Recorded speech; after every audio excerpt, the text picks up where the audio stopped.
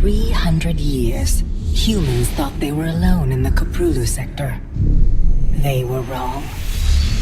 The Zerg emerged, seeking to consume all in their path, and before long, the Protoss, a highly advanced alien race, began wiping out infested worlds, Zerg and Terran alike. A three-way war, unlike anything humanity had ever faced, erupted almost overnight.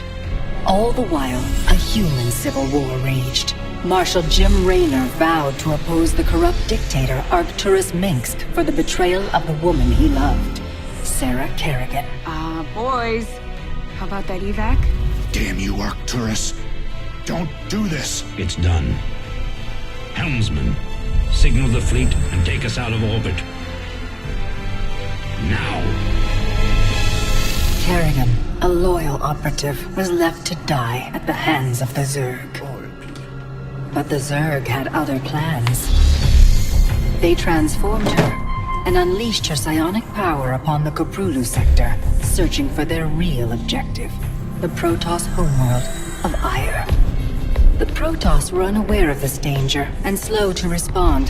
Their rulers, the Conclave, had dispatched Executor Artanis to hunt for Tassadar, a commander who had refused to wipe out infested Terran worlds.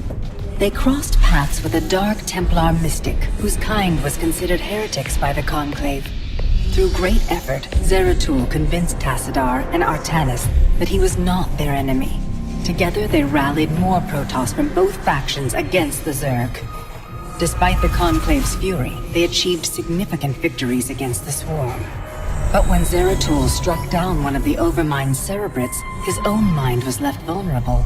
From his thoughts, the Overmind gleaned Ire's true location, and the Swarm descended upon the Protoss homeworld with all their might and fury. It was Tassadar who kept the Templar from extinction that day. Using the power of both the Templar and the Dark Templar, he sacrificed himself to kill the Overmind. Ire was lost, but Artanis led the survivors to the Dark Templar's homeworld of Shakuras.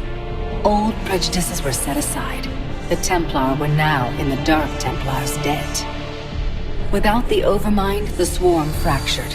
Kerrigan sought control of all the Zerg, even enlisting the aid of old friends and enemies like Raynor, Mengsk, and Zeratul. Once her rule was uncontested, the Queen of Blades betrayed them all. Billions of humans and Protoss were killed. The Zerg stood unchallenged, but to the relief of all, the war seemed to end there. Zeratul suspected the Zerg had fallen under the control of dark forces. He uncovered prophecies stating that an ancient entity, Amon, was attempting to merge Protoss and Zerg lifeforms into an unholy hybrid, and that this evil might already have control of Kerrigan and her power. It was during this time that Executor Artanis, hailed as a hero, was made leader of both the Templar and the Dark Templar. As Hierarch, Artanis united both factions and promised to one day reclaim the glory they had lost on Ire.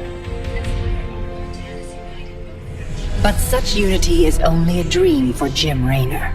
Mengsk still rules, and Raynor's small rebellion has counted for nothing against the Dominion's propaganda machine.